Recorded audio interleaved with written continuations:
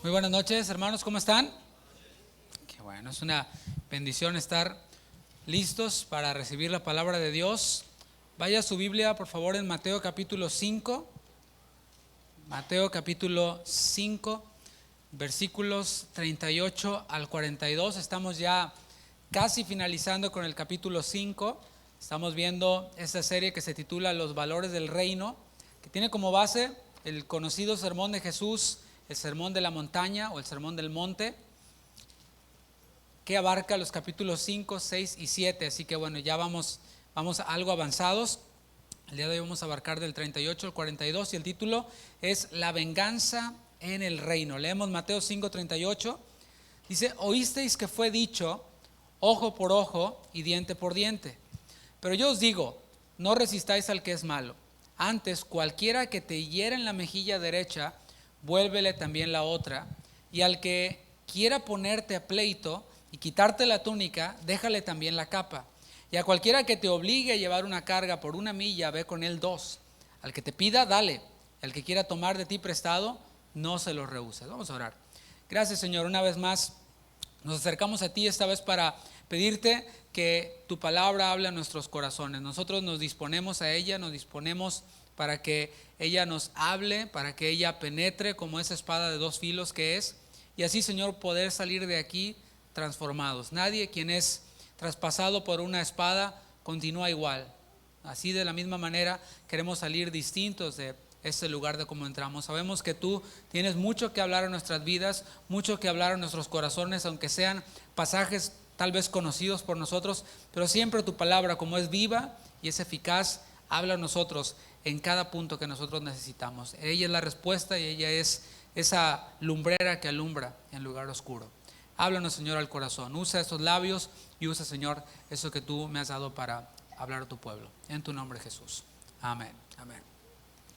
Estas palabras que acabamos de leer, junto con todas las 16 enseñanzas anteriores, fueron oídas por los discípulos de Cristo, fueron oídas por aquellos quienes habían sido trasladados de las tinieblas al reino del amado Hijo Jesucristo. Y se espera que estos discípulos, nosotros incluidos también, pues manifiesten estos valores que han sido expuestos por el Señor. La primera parte habló acerca de las bienaventuranzas, era la base, sigue siendo la base todavía, pero aquellos quienes estamos en el reino del amado Hijo, nos ha sido dado un nuevo corazón. ¿Se acuerda? Bienaventurados los de limpio corazón. Nos ha sido dado un nuevo corazón, una nueva naturaleza, y ese nuevo corazón se deleita en la ley de Dios, es lo que dice su palabra, y esa ley de Dios es la ley que el Señor Jesús ha venido a cumplir.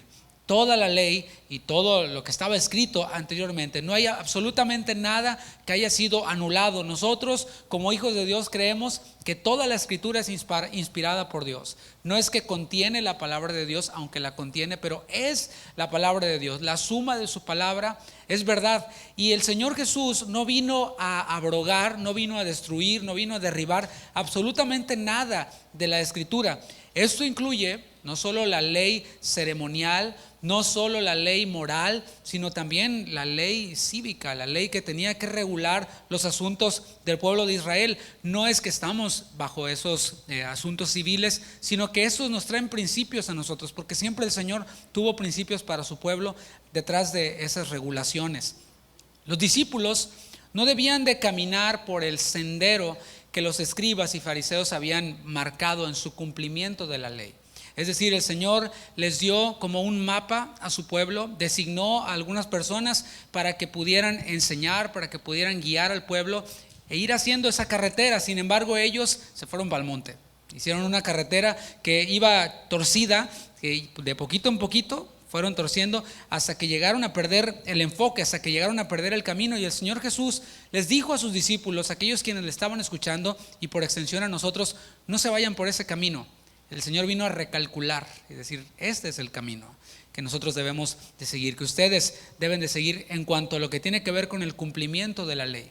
El versículo 20 del capítulo 5 de Mateo es un versículo que nos ha servido para tener una referencia acerca de eso que yo te estoy hablando. Dice el versículo 20: porque os digo que si vuestra justicia no fuere mayor que la de los escribas y fariseos, no entraréis en el reino de los cielos. Es algo crucial en todo esto, porque estamos hablando de los valores del reino.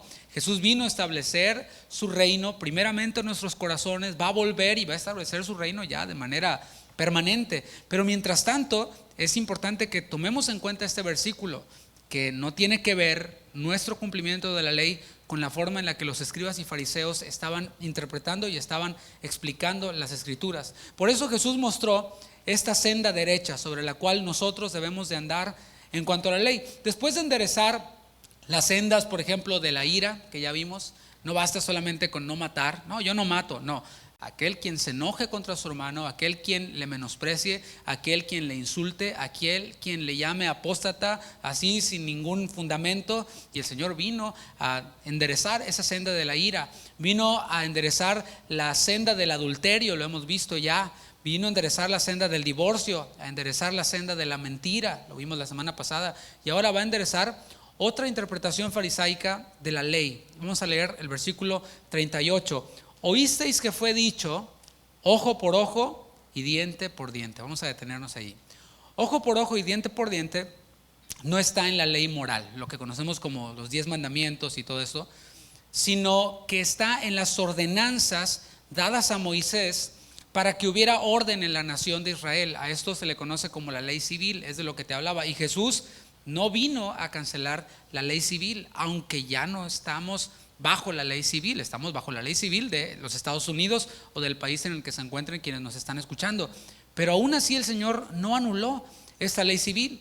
La ley civil tenía el propósito de dar un castigo equitativo al agresor y a la vez proteger al agredido, proteger a aquel quien estaba siendo agredido.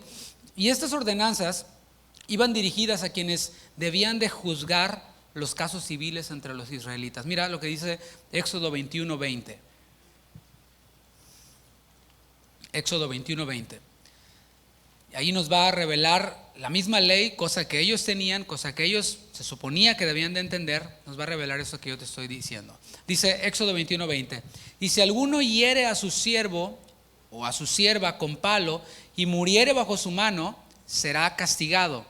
Mas si sobreviviere por un día o dos, no será castigado, porque es de su propiedad. Si algunos riñeren e hirieren a mujer embarazada y ésta abortare, pero sin haber muerte, serán penados conforme a lo que les impusiere el marido de la mujer y juzgaren, ¿qué dice? ¿Quiénes? Los jueces. Mas si hubiere muerte, entonces pagarás vida por vida, ojo por ojo, diente por diente, mano por mano, pie por pie, quemadura por quemadura, herida por herida, golpe por golpe. Ahí te dije que repitieras algo, que leyeras en voz alta. ¿Quiénes eran los encargados de hacer válida este mandato, esta ordenanza de hacer justicia, ojo por ojo, diente por diente? Y vimos y leímos que eran los jueces. No cualquiera debía de hacerlo, no cualquiera podía hacer valer esa ley. Ahora, Deuteronomio capítulo 19, versículo 16, también en la ley, en la Torá, en el Pentateuco, Deuteronomio 19:16, dice: cuando se levantare testigo falso contra alguno para testificar contra él, entonces los dos litigantes se presentarán delante de Jehová y delante de los sacerdotes. O sea, el Señor primeramente es nuestro testigo. Por eso, fíjate cómo lo está relacionando con testimonio falso. Cuando alguien levanta un testimonio falso en contra de otra persona, no es principalmente quien está escuchando, ¿verdad?, el receptor o quien toma en cuenta estas palabras, sino primeramente es Dios. Así que pues es algo ya que eleva el estándar, ¿no? Pero dice: entonces los dos litigantes se presentarán delante de Jehová y delante de los sacerdotes y delante de los jueces. Ahí el Señor muestra cómo Él ha delegado autoridad, sacerdotes y jueces que hubieran aquellos días. Y los jueces inquirirán bien, harán una investigación, indagarán acerca de esta acusación y todos los elementos. Y continúa diciendo: y si aquel testigo resultare falso y hubiere acusado falsamente a su hermano, entonces haréis a él como él pensó hacer a su hermano. Y quitarás el mal de en medio de ti, y los que quedaren oirán y temerán, y no volverán a hacer más una maldad semejante en medio de ti. Y no le compadecerás, vida por vida, ojo por ojo, diente por diente, mano por mano y pie por pie. Te fijas, aquí no está hablando acerca de un ojo que se perdió o de un diente que se perdió, sino de un testimonio falso que se dio en contra de alguien, que resultó que era mentira aquello de lo que se estaba acusando a alguien, pero el juicio sigue siendo severo, ¿te fijas?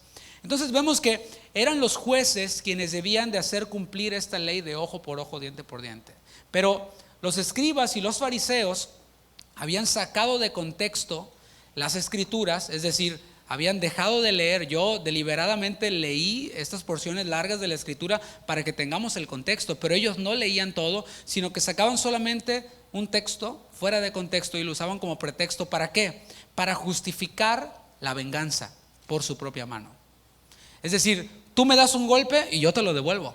Así es como ellos actuaban y lo justificaban. Oye, pero eso no está bien, ¿no? Ojo por ojo y diente por diente. Y decían, pues sí, ¿verdad? Está en la escritura.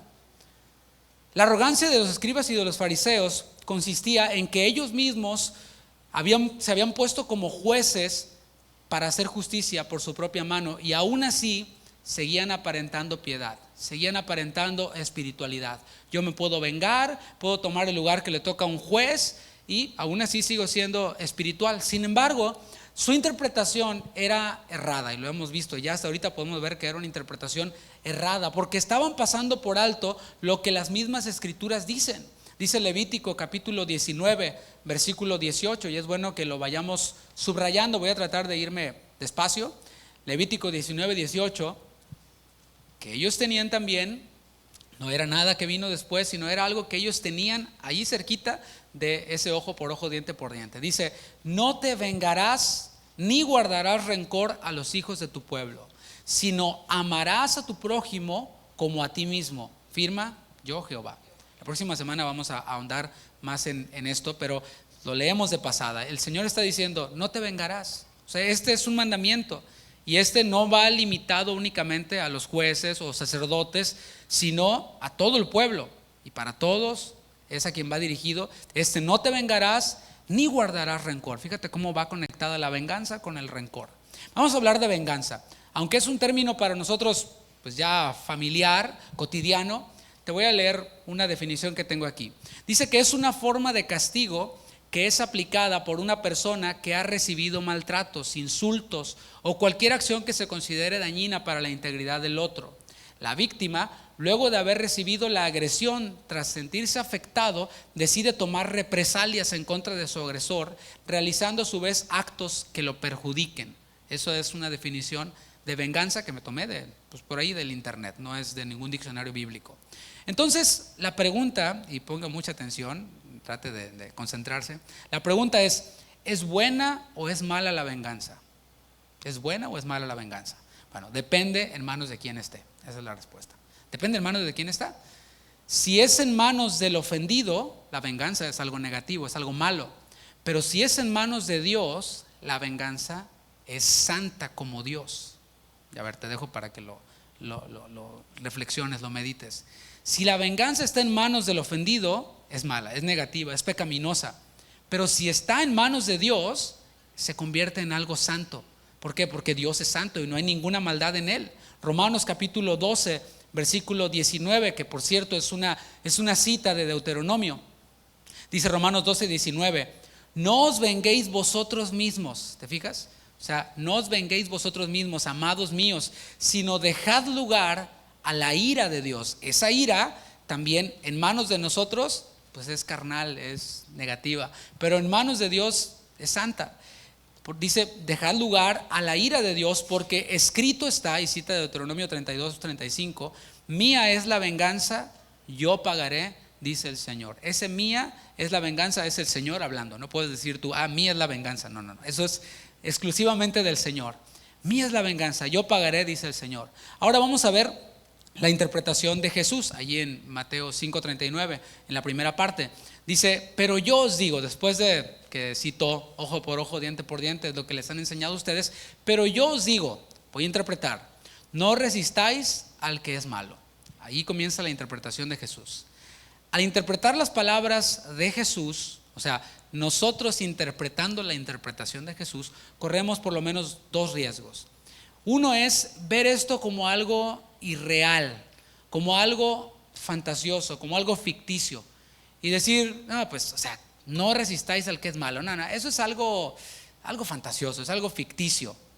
O el otro riesgo que se corre es tomarlo de forma literal, tal y como lo hacían los fariseos, sin observar, escucha esto, el espíritu de la ley. O sea, lo que la ley traía, la firma de Dios, no eran solamente letras y mandatos, estatutos, sino que traían el sello de Dios, el corazón de Dios. A eso le llamaremos el espíritu de la ley. Y la pregunta aquí es, cuando leemos, no resistáis al que es malo, la pregunta es, ¿está el Señor promoviendo la impunidad? ¿Se entiende lo que es impunidad? O sea, es dejar algo sin castigo. Así como a veces nosotros le damos impunidad a nuestros hijos, ¿no? O sea, le decimos, te voy a castigar si haces esto o si no haces esto. Lo hace, desobedece y no hacemos nada. Eso es impunidad y hace daño, es malo. Así que la pregunta es otra vez, ¿está el Señor promoviendo la impunidad? O sea, si tenemos hijos y están actuando mal, ¿no debemos decirles nada? Porque no es que la Biblia dice, no resistas al que es malo, ¿verdad? O si somos cristianos, si aquí todos vamos a suponer, así por fe, que todos son cristianos, ¿no? Pero si tú eres cristiano, entonces no puedes ser policía. No puedes entrar a la academia de policía y estudiar para policía y graduarte y después salir con tu patrulla a detener gente y a arrestar a los ladrones. Entonces no se puede. ¿Por qué? Porque la Biblia dice, no resistas al que es malo. O alguien aquí no puede irse al ejército a defender a nuestro país, nuestra nación. Otra pregunta, esta interpretación quiere decir que si nos asaltan, debemos de desistir de levantar una denuncia. Debemos de desistir de levantar una denuncia y decir, no, yo no voy a denunciar porque la Biblia dice, no resistas al que es malo. Y eso no está bien, así que pues me voy a quedar así callado. ¿Sabes que muchas veces eso es lo que provoca todavía más crimen? El hecho de que no haya una denuncia o a veces no se le puede dar seguimiento a un caso a causa de que no hubo un récord y la cosa terminó peor. La traducción en lenguaje actual dice así, no traten de vengarse de quien les hace daño. Allí en no resistáis al que es malo, dice no traten de vengarse de quien les hace daño. ¿Ya te fijas cómo va cobrando sentido? Entonces la interpretación de Jesús sí armoniza con el resto de la escritura, ojo por ojo, diente por diente, y su interpretación, la interpretación de Jesús armoniza perfectamente con el resto de la escritura. Después de mandar no vengarse contra los que nos hacen daño, el Señor va a dar una serie de ejemplos que nos revelan la otra alternativa para la venganza, porque si no me vengo, entonces ¿qué hago? Bueno, ahí el Señor nos da algunos ejemplos que nos muestran la otra alternativa para la venganza, que es pagar bien por mal. Me dan mal, yo doy bien. Y dejar la venganza en manos del Señor, que es a quien le corresponde. Dice la segunda parte del versículo 39, antes a cualquiera que te hiera en la mejilla derecha, vuélvele también la otra. Vamos a interpretar esto correctamente, hermanos. ¿Esto es literal? Pregunta. ¿Esto es literal? A cualquiera que te hiera en la mejilla derecha, vuélvele también la otra. Yo sé que a lo mejor te sale lo muy espiritual ahorita, ¿no? Sobre todo a esta hora y todo. Pero, a ver, vamos a razonar. ¿Debemos de poner la otra mejilla si nos hieren en la mejilla derecha? ¿Y qué si nos hieren en la izquierda? ¿No? ¿Qué si en vez de cachetada es puñetazo en la nariz? Entonces no aplica. Pues nomás tenemos una nariz, ¿no? ¿O cómo? Vamos a ver qué es lo que Jesús hizo, ¿te parece? Juan 18, Juan capítulo 18, versículo 19, porque claro, si el Señor Jesús está interpretando, vamos a ver cómo Jesús puso esto en práctica. Vamos a ver si esto fue literal lo que Jesús estaba diciendo. Lo que no queremos es caer en una interpretación literal farisaica, sino ver lo que está debajo de todo esto. Dice Juan 18, 19, y el sumo sacerdote preguntó a Jesús acerca de sus discípulos y de su doctrina.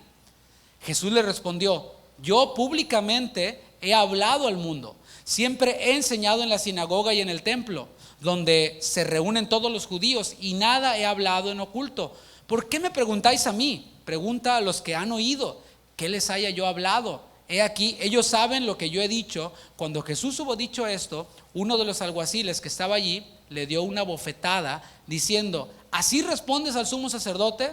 Jesús le respondió, si he hablado mal, testifica en qué está el mal, y si bien, ¿por qué me golpeas?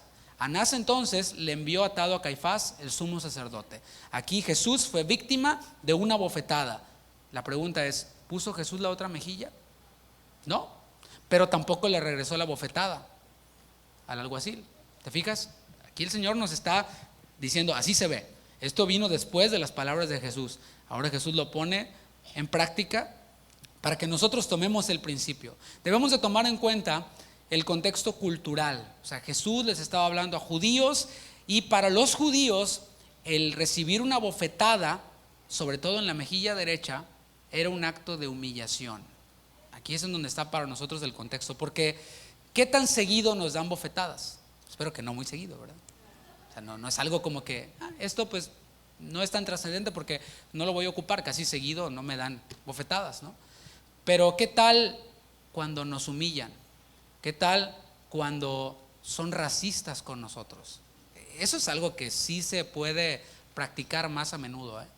No sé si tú has experimentado eso. A lo mejor si pareces americano no lo has experimentado, pero si eres como yo, así de tez humilde, decía un compa por ahí, si has experimentado el racismo. En una ocasión íbamos nosotros de viaje, no voy a decir en qué estado, para no hacerle mala promoción, pero entramos a un restaurante que estaba lleno, y cuando entramos, mi familia y yo, por cierto, mi familia todos somos así del mismo color, ¿no?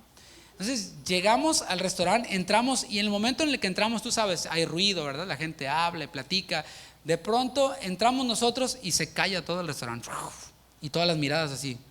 Nosotros así como que órale, ¿no? Yo volteé a ver a mi familia, a ver si no traían monos o algo ahí, ¿no? Dije, y todos nos miraban feo. Y la verdad es un sentimiento horrible, hermanos, horrible. Y yo no me quejé, pero no por bueno, sino porque eran muchos. Dije, capaz que aquí me hacen un montón, ¿no?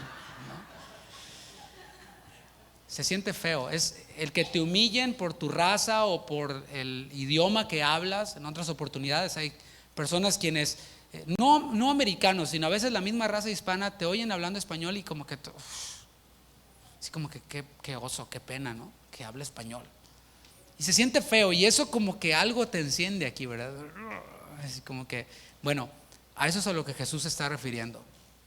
Si eres mexicano, hay una ofensa que a los mexicanos como que les prende algo. Bueno, más o menos a eso se estaba refiriendo Jesús con el tema de la bofetada. Al contrario, hermanos, poner la otra mejilla implica, y eso según la interpretación de Jesús, tú me humillas y yo te abrazo. Tú me humillas y yo oro por ti. Tú me humillas y yo te amo. Tú me humillas y yo no respondo de la misma forma. Es lo que Jesús está diciendo. Y la pregunta, lo vamos a ver la próxima semana, ¿no fue exactamente eso lo que el Señor hizo con nosotros? Lo que Dios hizo con nosotros. Nosotros ofendimos a Dios con nuestro pecado. Había una canción antigua en la que el autor describía la crucifixión de Cristo, pero se lo atribuía a él mismo. Él decía, con mi pecado atravesé tu costado, con mi maldad te bofeteé, te puse una corona de espinas. Y tú decías, bueno, ¿cómo está eso si esta persona todavía no estaba en ese tiempo o no vivía en ese tiempo? Y es que es correcto, nosotros, la raza humana, fuimos quienes crucificamos a Jesús. O sea, aquellos quienes lo hacían nos estaban representando a nosotros, pecadores. Y eso exactamente fue lo que el Señor Jesús hizo con nosotros cuando nosotros le ofendimos con nuestro pecado. Y Él dijo, Padre, perdónalos porque no saben lo que hacen. Nos atribuyó ignorancia, teniendo misericordia de nosotros. Dice el versículo 40, y al que quiera ponerte a pleito y quitarte la túnica, déjale también la capa. Entonces ya quedó resuelto el tema de la otra mejilla, ¿verdad? O sea, no creas que se limita únicamente al golpe físico, sino tiene que ver con aquellos quienes nos humillan, no responderles con humillación. Y eso es tan práctico como que lo puedes llevar a cabo ahora mismo. A lo mejor hay alguien aquí quien no te saluda.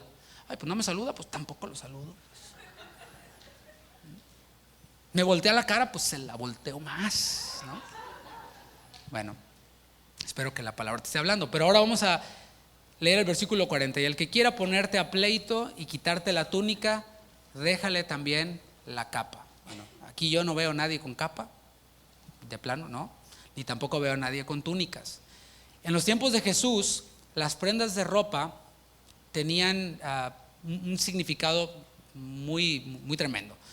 Era prendas de diferentes colores y se usaban para diferentes épocas. Y en aquellos tiempos, esta ropa era tan valiosa que podía ser tomada como garantía de un préstamo. ¿Te acuerdas la historia de José? Dice que su padre le dio una túnica de muchos colores y fue la envidia de sus hermanos. Y no porque la túnica estuviera padre, sino porque esa túnica costaba mucho dinero. Así que podemos ver ya en el contexto de ellos, lo que tenía que ver con la túnica y con la capa eran tan valiosas que podían ser tomadas como garantía de un préstamo. Hey, préstame una lana, te dejo mi túnica y te dejo mi capa de garantía, o te dejo mi túnica de garantía. Así de esas. Aquel quien aceptaba esa garantía, según Éxodo 22, 26 al 27, debía de regresarle la túnica a esta persona durante la noche y después en la mañana presta para acá. Era como que te la presto. Es como si tú dejas tu carro en garantía y después te lo prestan para ir al trabajo y después lo llevas de nuevo. Es algo similar en cuanto a nuestra cultura se refiere. Entonces Jesús plantea una situación en este ejemplo en la que un hermano de forma fraudulenta y tramposa le embarga la túnica al otro. O sea, está rudo el asunto. La enseñanza es, en lugar de buscar la forma de dañar vengativamente a esa persona quien fraudulentamente te embargó algo muy valioso, dale la túnica y también dale la capa. O sea, era una prenda de mayor importancia. O sea, dale la túnica, está bien, pero también dale la capa. Y vamos a traerlo a un contexto más moderno, a nuestro contexto. Suponte que un hermano, ojalá que no sea así, nunca, te tranza una lana, abusa de ti. Espero que no haya pasado ni queremos que pase. En Mateo capítulo 18, lo vamos a ver el domingo de pasada, el Señor nos dio una lista de cosas que debemos de hacer para tratar este asunto. Asuntos como estos, en los cuales un hermano peca contra nosotros. O sea, no quiere decir, no, pues deja que te trancen, o sea, dale el dinero, que no te pague y después dale otra vez y así. No se trata de eso. Entonces, para eso tenemos Mateo 18. Si tu hermano peca contra ti, te tranza, ve y repréndele, estando tú y él juntos. Si no te escucha, pues ve con 2 testigos, y si no, y todo este asunto que nosotros ya conocemos.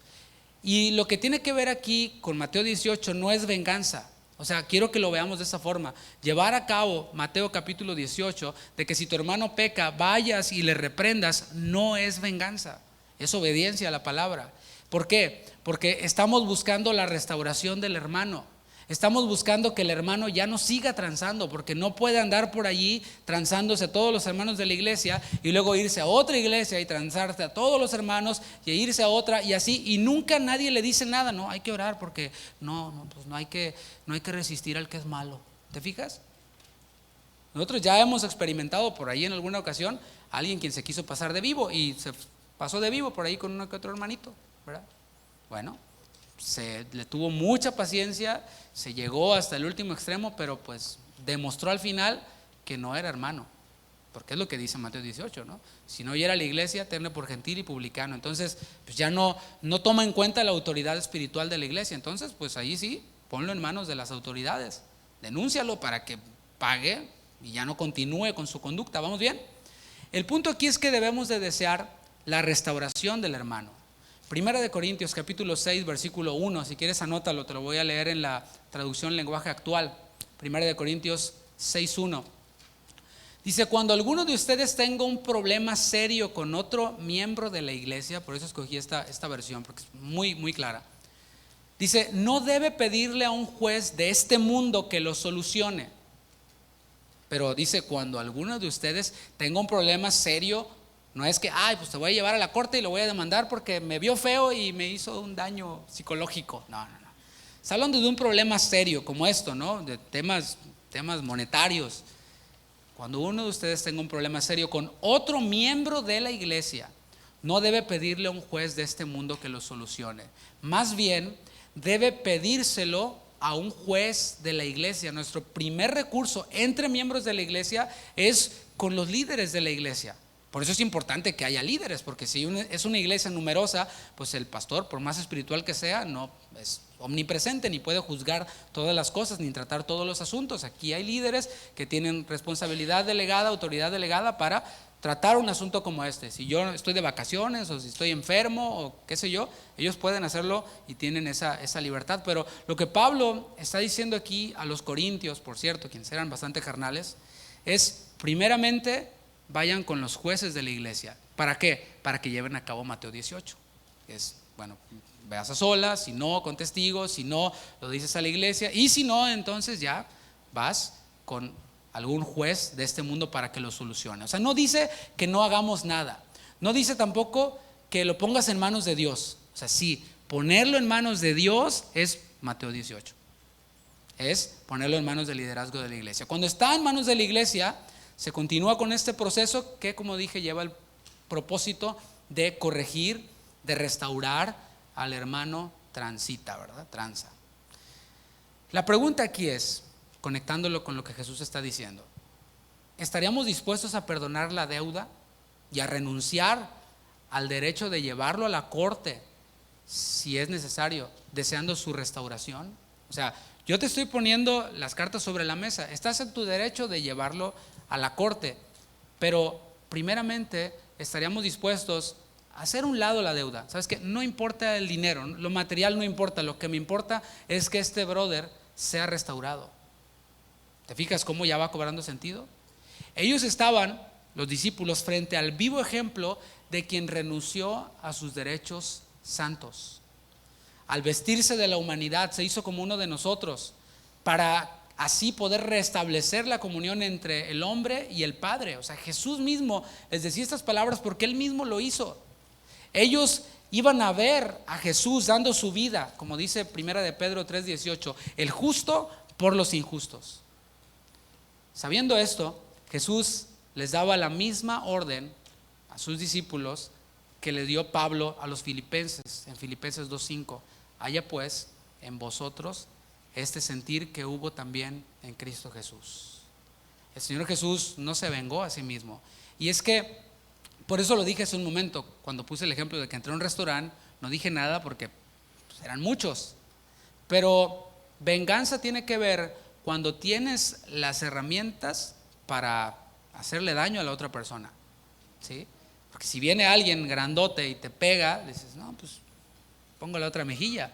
Pero si estás en ventaja y estás armado y tienes lo suficiente para hacerle daño, ahí es en donde el Señor nos prueba. Jesús, ¿tú crees que no tenía la autoridad, el poder para vengarse en ese mismo momento? Pasó con Pedro. Pedro, cuando llegaron a arrestarlo, cortó la oreja del ayudante del sumo sacerdote, de Malco. ¿Y qué le dijo el Señor Jesús?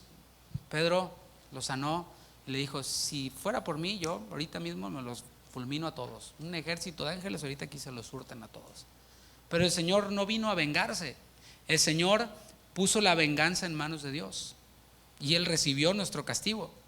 Así que Jesús, renunciando a sus derechos, fue crucificado por amor a nosotros, y los ciudadanos del reino del amado Hijo Jesucristo estamos crucificados juntamente con Él. Eso es algo que ellos todavía no podían entender porque todavía no ocurría, estaba para ellos en el futuro, pero para nosotros ya lo hemos visto. Gálatas 2:20 dice, con Cristo estoy juntamente crucificado. Ya no vivo yo, mas vive Cristo en mí, y lo que ahora vivo en la carne, lo vivo por la fe del Hijo de Dios. Cuando alguien me humilla, lo vivo en la fe del Hijo de Dios. Cuando alguien me tranza, lo vivo en la fe del Hijo de Dios. Renuncio a mis derechos, claro, siguiendo el proceso que el Señor nos ha dado, pero siempre con la intención de que la otra persona sea restaurada. Continúa diciendo, el cual me amó. Tiene que ver con amor. Dice la palabra que todo lo que hagamos, lo hagamos como para el Señor. Que todo lo que hagamos, lo hagamos con amor. Y el amor no busca lo suyo, el amor no guarda rencor, el amor no se envanece, y todo lo que dice 1 de Corintios 13. Por eso tiene mucho sentido lo que dice, el cual me amó. ¿Y cómo demostró su amor? Se entregó a sí mismo por mí. El que está crucificado juntamente con Cristo no piensa en sus derechos. Hermanos, estamos en tiempos en los cuales todo mundo exige sus derechos. ¿Te has dado cuenta de eso? Ve las noticias nada más, para que veas cómo está la Ciudad de México. Está hecha pedazos por aquellas quienes exigen sus derechos, pero exigiendo sus derechos violan los derechos de otros. Vi una escena ahí en las noticias de una mujer llenando de pintura rosa a un hombre. O sea, y el cuate iba pasando por ahí, no sabía ni qué onda, ¿no? Salió todo rosa así, todo lleno de pintura. ¿Por qué? Porque estaban reclamando sus derechos y violando los derechos de este pobre brother que andaba por ahí caminando, ¿no? Pero aquel quien está crucificado juntamente con Cristo no anda por ahí exigiendo sus derechos, sino que piensa en sus obligaciones. Es distinto. No quiere decir que no tenemos derechos ya. Claro, los tenemos. Como ciudadanos de este país tenemos derechos, pero el ciudadano del reino del amado Hijo Jesucristo no piensa en sus derechos, piensa en sus obligaciones. No es qué me pueden dar, qué me toca a mí, sino es que dar, qué puedo dar, porque mejor es dar que recibir. Dice el versículo 41, y es lo que viene a continuación: y a cualquiera que te obligue a llevar carga por 1 milla, ve con él 2. Vamos a interpretar esto porque otra vez no tiene sentido ni aplicación para nosotros de forma literal. ¿Quién te obliga a cargar, a llevar una carga por 1 milla? O sea, y llevar 2, o sea, no se trata de leerlo y decir, eso no me aplica y te sigues leyendo. No, vamos a ver el espíritu de la ley, lo que el Señor nos tiene para decir aquí. Esa palabra obligar, dice, a cualquiera que te obligue. Esa palabra obligar se deriva del nombre angareus en griego. Esta era la palabra que se usaba para describir el correo. O sea, en vez de correo era la palabra angareus. La cultura persa desarrolló un sistema postal tremendo, o sea, así muy, muy efectivo. Todas las carreteras estaban divididas en etapas, así como nuestras carreteras tienen la salida, la siguiente salida, cada determinada distancia. Bueno, ellos también tenían carreteras divididas con algo que le llamaban etapas y se recorrían en un día. Lo que nosotros tenemos de distancia para una salida, ellos era para todo un día. En cada etapa había comida, así como cuando llegas a un área de descanso, hay gasolinas, hay restaurantes, hay hoteles. Bueno, igual, también había comida para el correo, porque el correo no iba en autos, sino iba pues en animales. Había comida para el correo, para los animales, para las personas, había también caballos de repuesto, o sea, era toda una estación de descanso, ¿no?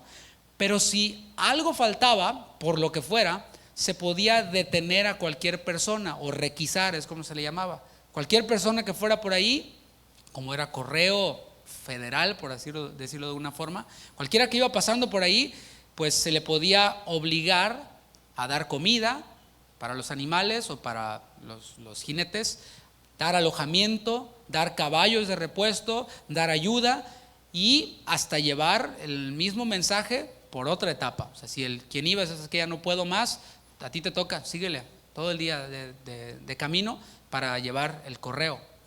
Después, la palabra que indicaba esa obligación de la requisa era la palabra angarewein. Ahí está. Por último, esta palabra acabó por usarse para cualquier clase de requisa obligatoria, para cualquier servicio de algún país que estaba ocupado, algún país que estaba siendo dominado por otro imperio. En situaciones como estas, se podía obligar a los ciudadanos a que proveyeran alojamiento, alimentos o que llevaran el equipaje. A veces el poder imponía su derecho de requisa de las maneras más tiránicas. O sea, no era nada más, ¿sabes qué? Dale comida o dale alojamiento, no, o sea, abusaban, para que me entiendas. Y ese peligro estaba siempre sobre los ciudadanos. Palestina, que es en donde Jesús estaba, era un país ocupado, un país dominado por el Imperio Romano. Así que en cualquier momento un soldado romano le podía dar un golpe en el hombro con lo plano de la espada a cualquier persona y sabía el ciudadano que estaba obligado a servir. Y hay un ejemplo ahí en Marcos capítulo 15, yo te lo leo, que es cuando Jesús fue crucificado o iba en camino a ser crucificado, iba cargando con la cruz. Dice el versículo 21 de Marcos 15: y obligaron, y esa palabra obligar es esta palabra de la que estamos hablando, a uno que pasaba, Simón de Cirene, padre de Alejandro y de Rufo, que venía del campo, a que le llevase la cruz. Y le llevaron a un lugar llamado Gólgota, que traducido es lugar de la calavera. Este hombre, Simón de Cirene, andaba por allí, le tocaron el hombro con la parte plana de la espada, y le dijeron, órale, ayúdalo a llevar la cruz. Así que lo que Jesús está diciendo es, suponte que tus amos se te presentan y te obligan a actuar de guía o de mozo una milla.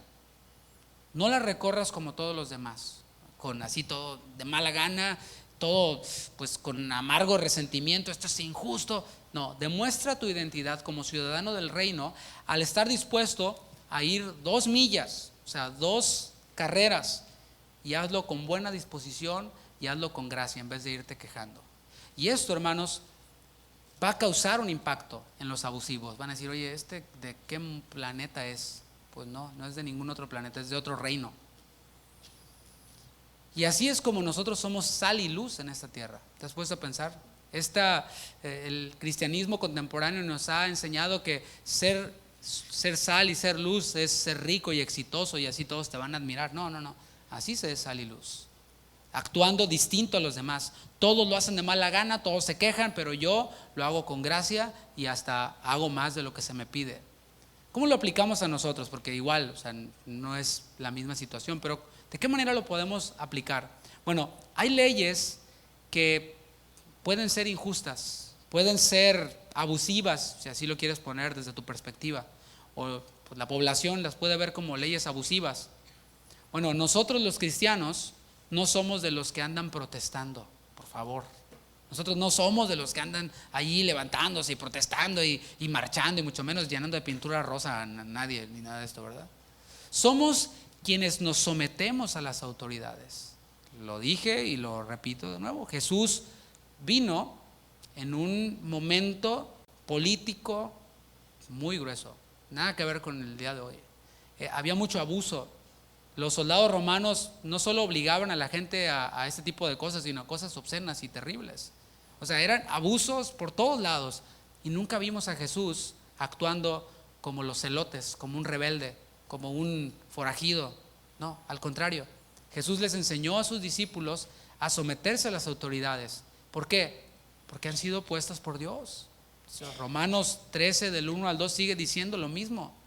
Sométase toda persona a las autoridades, porque las que hay han sido puestas por Dios. Y el que se opone a la autoridad, a lo establecido por Dios, resiste. O sea que por ningún lado vemos respaldo para esto, por ningún lado. Vamos al versículo 42 de Mateo 5, ahí en donde estamos. Al que te pida, dale, y al que quiera tomar de ti prestado, no se lo rehuses. Ese es el tercer ejemplo que Jesús utiliza. Pero ya lo leímos, ¿qué es lo que no dice aquí? Porque dice, al que te pida, dale, y al que quiera tomar de ti prestado, no se lo rehuses. O sea, vamos a interpretarlo otra vez correctamente. ¿Cuántas personas nos piden dinero? ¿Cuántas personas en la calle te piden dinero? ¿Cuántas personas incluso te llaman para pedirte dinero? Dice aquí que hay que ayudarlos a todos. ¿Es lo que dice aquí? Que hay que ayudar a todos. O sea, te vas al puente internacional y viniendo de allá para acá, está la fila, ¿verdad? Y no te puedes mover para ningún lado y se te llena de gente y ves un montón de gente pidiendo dinero, vendiendo cosas, pidiéndote cosas. Una vez estaba en el puente y un niñito chiquito que andaba ahí lavando parabrisas me dice, está bien chida su gorra, ¿no? O sea, pidiéndome la gorra, pues, ¿no me la regala? O sea, entonces hay que darle a todos quienes nos piden, hay que ayudar a todos, porque hay algunos quienes a legua se ve que lo quieren para vicio. Y aquí en Houston, no sé en otras ciudades, ni siquiera lo disfrazan. Salen con su cartel que dicen, I need money for weed.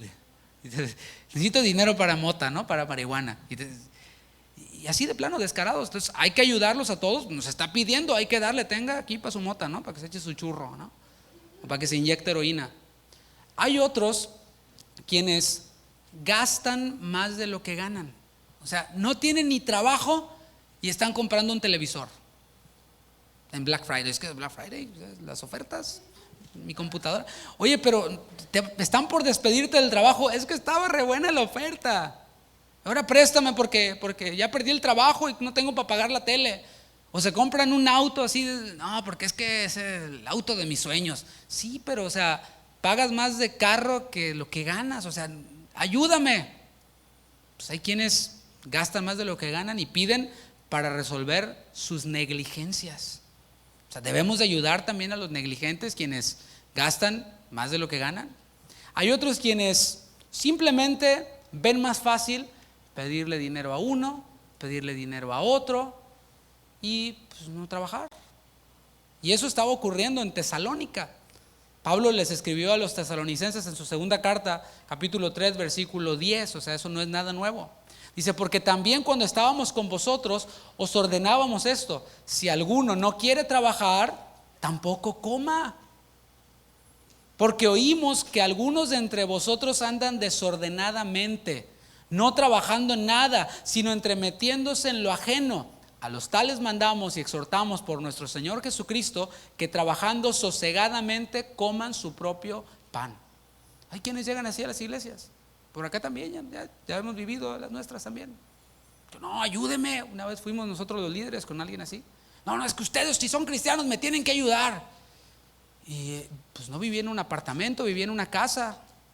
Yo decía, órale, pues hay varios hermanitos en la iglesia que no rentan una casa, rentan algo más modesto y no andan exigiendo que les den.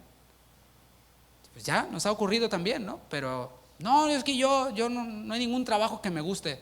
En aquel salgo muy tarde, en aquel me pagan muy poco, pues, pero ustedes ayúdenme.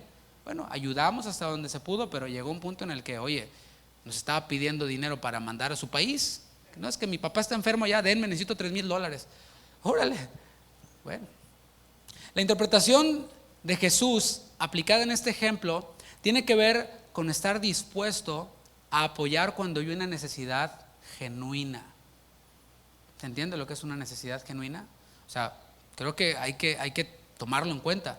Los fariseos, por otro lado, eran tan avaros, tan codos, tan agarrados, que hasta se rehusaban a ayudar a sus padres. O sea, necesidades genuinas. En una ocasión yo me enteré que a un brother por ahí lo estaban estafando y mal. Le bajaron como $2,000. Todo un trabajo lo dedicó para ayudar a unas personas que en realidad eran estafadoras.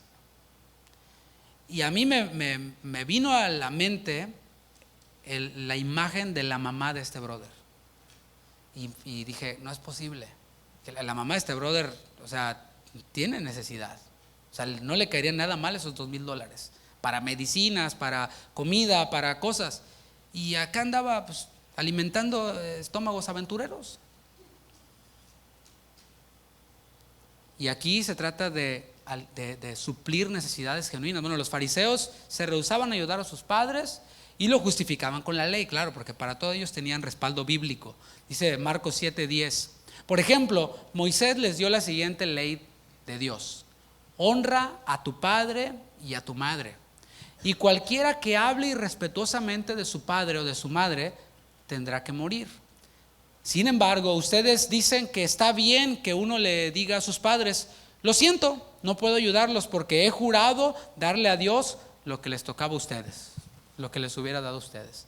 Así se la sacaban los fariseos. No, ya no doy nada, no, porque es que lo que te iba a dar, papá, mamá, se lo tengo que dar al Señor. Y pura mentira, ¿no? En algunos casos, la falta de generosidad, y aquí también hay que poner atención, es fruto de la venganza. La falta de generosidad en ocasiones es fruto de un corazón amargado, de un corazón resentido. Hay una persona a quien yo conozco, y digo esto porque tuvo un final feliz, pero esta persona venía de una familia muy humilde, venía de una familia de escasos recursos, se dedicó a estudiar, sacó una carrera de ingeniería, le empezó a ir muy bien económicamente, y después sus familiares estaban en necesidad y le decían: oye, pues préstanos una lana, no te va muy bien. Y lo que esta persona decía era: cuando ustedes andaban jugando a la matatena, yo me estaba matando estudiando. Cuando ustedes andaban jugando fútbol, yo estaba estudiando, haciendo mi examen profesional. Cuando ustedes andaban de borrachera, yo estaba haciendo mis prácticas. Así que ahora paguen las consecuencias. O sea, eso era venganza. O sea, la actitud. No estaba obligado a dar, tenía razón, pero su actitud era una actitud resentida y amargada, porque él deseaba estar jugando matatena. Él deseaba estar en la borrachera o jugando fútbol, pero tenía que estar estudiando. Así que pues ahora paguen las consecuencias. Gracias a Dios, esta persona de quien yo te estoy hablando fue alcanzado por la gracia de Dios. Y ahora su corazón ha sido transformado. Ahora es una persona generosa en el Señor. Y una recomendación: esto va para quienes estamos aquí. En lugar de prestar una cantidad fuerte, es más recomendable dar lo que puedes. O sea, si alguien llega y te dice, oye, brother, aunque sea el brother, aunque sea alguien a quien aprecias y conoces, ¿no? Llega y te pide 3,000, llega y te pide 5,000 o una cantidad fuerte. Mira, en lugar de prestarle la cantidad fuerte, aunque la tengas, yo te sugiero, yo te aconsejo que mejor le des algo mínimo y que estés dispuesto a perderlo.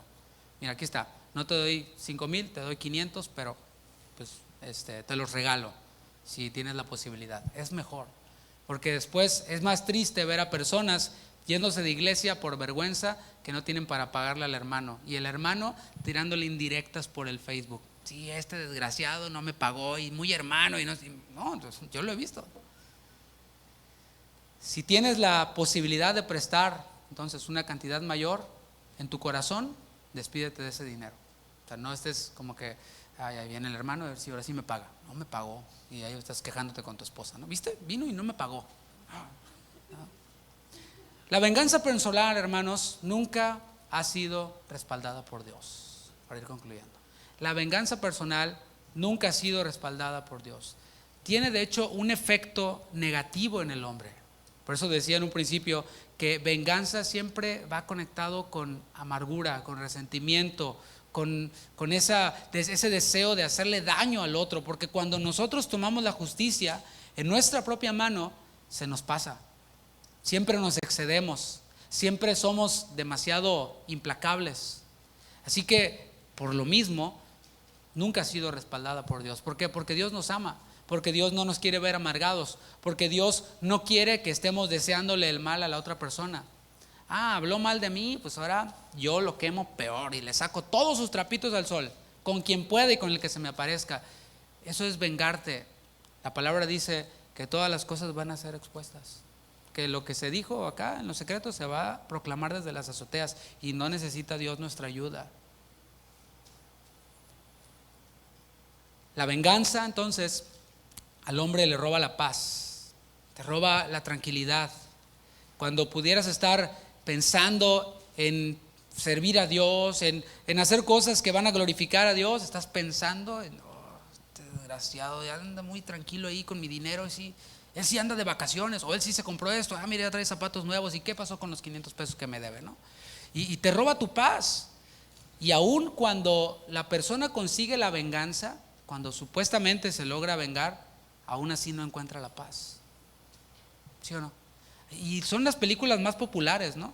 Esas películas en las que viene al hombre, matan a la familia y después el hombre se convierte acá en un pistolero y va y nos encanta ver eso. Sí, qué bueno que les dé duro a los asesinos, ¿no? Pero aún después de que se logra la venganza, no hay paz, porque no es parte del diseño de Dios. Jesús hizo cumplir la voluntad de Dios con su ejemplo y nos llama a que le imitemos. ¿Cómo? Él lo dijo desde un principio: bienaventurados los pobres en espíritu, bienaventurados los mansos.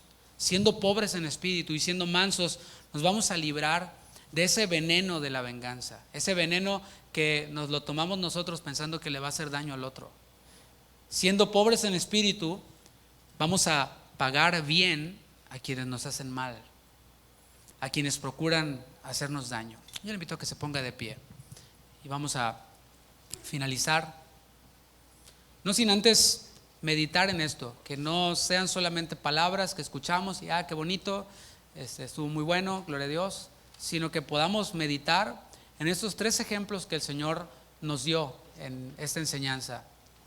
Esos 3 ejemplos en los cuales quizás nosotros mismos hemos sido humillados en esta semana.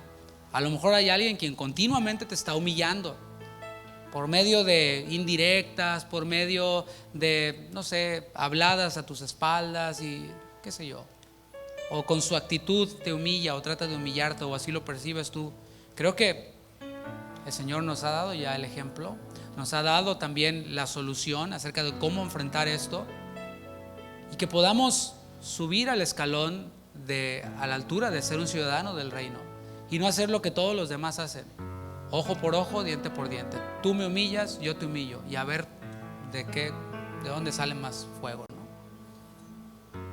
O quizás estamos ahora en un punto en el que no solo es humillación, sino que ya se están metiendo con nuestra propiedad y nos han estafado, nos han hecho tranza, pero que podamos enfocar la justicia de Dios. Y si es un hermano, hacer lo que la palabra de Dios dice. Eso es más complicado, pero es más seguro. Lo más fácil es amargarte, quemarlo, andar o incluso demandarlo sin antes haber pasado por el proceso bíblico. O quizás estamos siendo víctimas de injusticias en el trabajo o en algún otro asunto, o con hermanos quizás.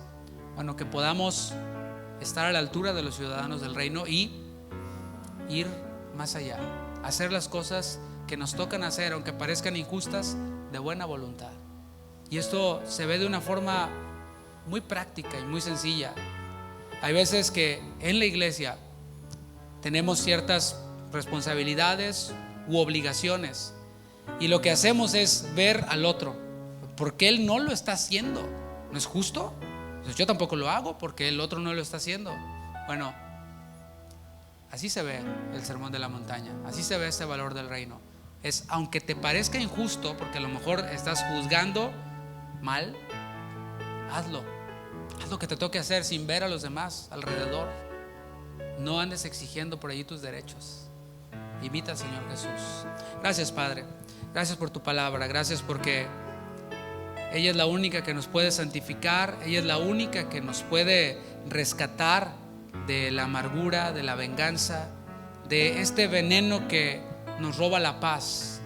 Tú, Jesús, no deseas que estemos turbados, que estemos distraídos, que estemos llenos de amargura.